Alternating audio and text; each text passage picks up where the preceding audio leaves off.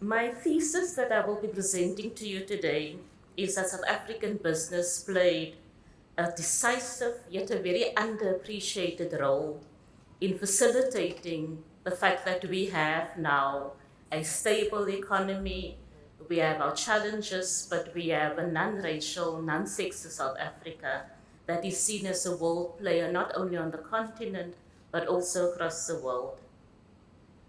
The involvement of business in assisting our transition was one of the winning elements that helped us to where we are today.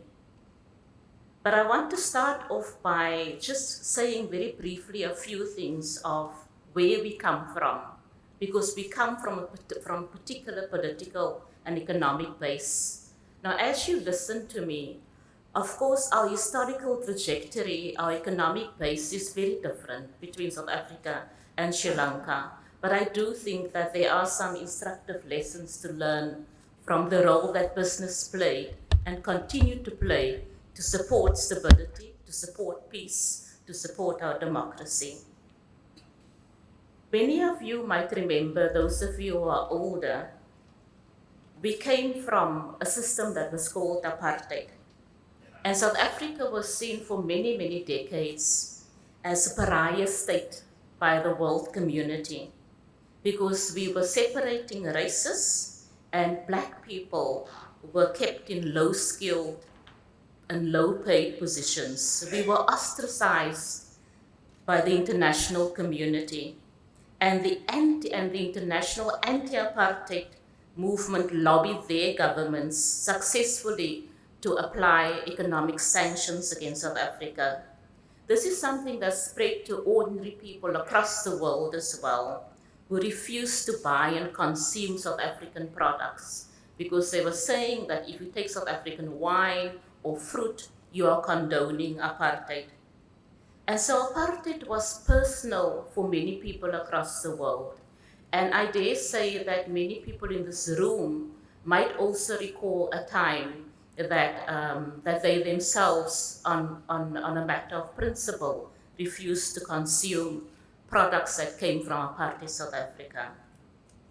And of course, we had a cultural and a sport boycott in place.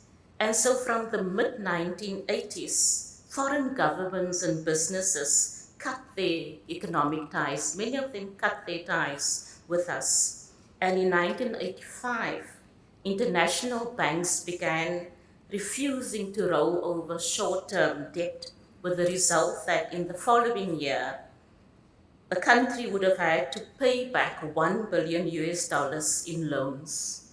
Inflation rose to 16%, our currency tumbled, and the government introduced exchange controls. By 1986, over 100 multinational companies had disinvested from South Africa. So from a business perspective, the economy was in free fall and our country was at an all-time low. But fast forward now, 25 years later, into our democracy, because of course we were blessed with the vision and the guidance of Nelson Mandela. Fast forward now, 25 years later, and the picture couldn't be more different. Today, those days are behind us, and we now have an economy and a GDP of USD $385 billion. That compares to Sri Lanka, that I'm told has a GDP of around 86 USD billion dollars. So we are seen as a leader on the African continent, and we are the only African country that is a member of the G20. Just yesterday, our President Cyril Ramaphosa stopped here to refuel on his way to the G20 meeting. We are also a full member of BRICS, which is probably one of the most significant geopolitical formations that have emerged in recent years. And we have an equal relationship with them. We trade with all BRICS partners. And often people say to me, but what about China? And my response to them is that China is an opportunity for South Africa that we exploit fully. But we exploit it for the benefit of our local economy. If you go to South Africa, for example, you will not see a single Chinese worker working on our roads or on any of our infrastructural development plans. We were very clear about what we wanted from BRICS. And with China in particular, we identified 20 bankable projects and products that we wanted to deal in. And so we are there as an equal partner, we are respected. We are also a provider of development assistance to selected countries in Africa, because like President Modi with his neighborhood first policy, we also prioritize our own region and the continent of Africa, because we believe that, we are the largest and the most significant economy on the continent, but at the same time, we believe that we cannot be an island of prosperity in a sea of poverty. And so we also have presidents, of course, who are admired across the world. From President Nelson Mandela, we'll be erecting a statue of him quite soon in Victoria Park. And of course, Cyril Ramaphosa, who was voted this year as one of the 100 most influential leaders in the world and thinkers in the world. And The Economist also had him on their front cover. And so I want to leave a provocative thought for you on that. Who is the president who can grace the cover of Time magazine, and that will restore the confidence of the community, of the international community, so that you can have the leapfrog that was referred to earlier in the good speech that your chairperson made. It is important to understand, though, that business have a role to play. In our case, business came to the table to support our transition because, quite frankly, they did not have a choice.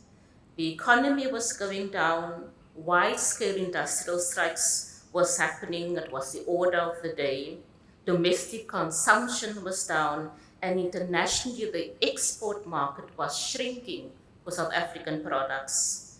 The white business community came to see that their political leaders were clinging to a status quo that had become a wasting asset.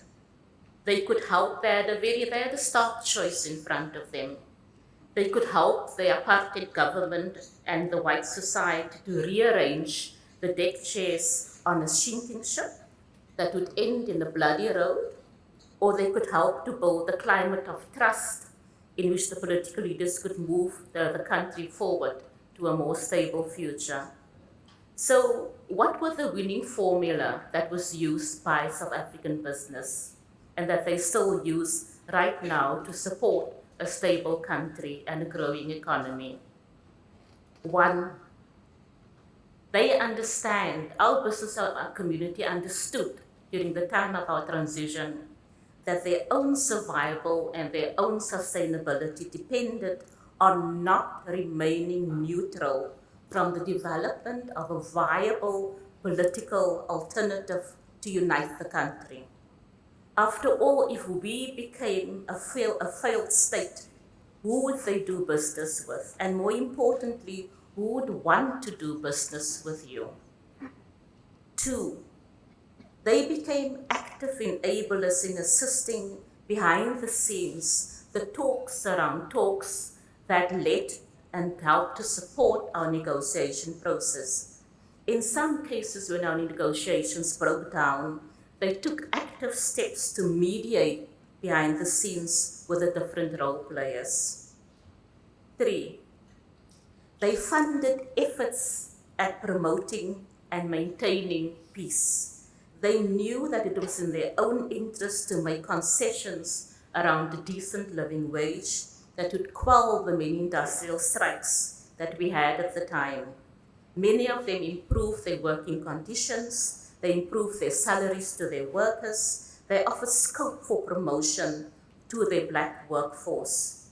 They understood that rampant labor exploitation was a breeding ground for civil unrest that could and did indeed could easily spread into communities. 4, they helped to sell the vision of a non-racist South Africa to the rest of the world. They invited trade delegations to meet with leaders of our then liberation movement. 5, they organized themselves into a social compact organization that was called the Consultative Business Forum, and they agreed on a broad set of principles. This included commitment to a non-racial democracy and to continue consultation with all interest groups and democratic movements, including business, labor, and government. 6, they helped to develop a climate of trust to the international community. They were very vocal about the fact that the country was on the right track, that good, fair, and inclusive governance could also be good for business, and more importantly, because they had vested personal and business interests, that they had no intention of leaving. I hear too many, I've been here for 3 years, and in the last year, I've heard so many people saying that they are thinking of leaving Sri Lanka.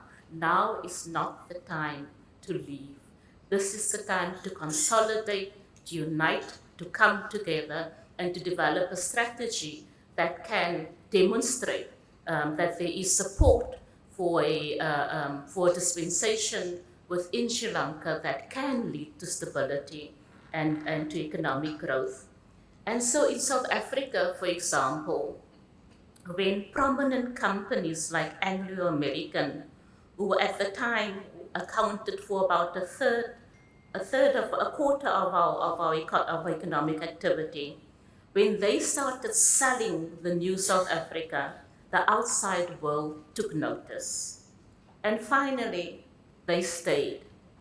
Nothing demonstrates confidence in a country more than staying and not leaving for what might be seen as greener pastures. After all, often the grass looks greener on the other side because of the manure that the soil might be receiving. Business understood that their fate was inexorably linked to the new South Africa. Now, of course, there were many other factors at play as well, and business was not the only reason why we are the stable and the growing economy that we are today. We still have many challenges. What is important for us, though, is that we understand that the role that business can play in supporting the stability of a country. The business of business is not only business, and any company that ignores the impact that an uncertain political environment have on their bottom line is doomed to fail. And so the truth of the matter is that Sri Lankan business can be a credible agent and a part facilitator of progressive change in the country so that the economy can be stabilized and the country can prosper as it should. The time is now. I thank you.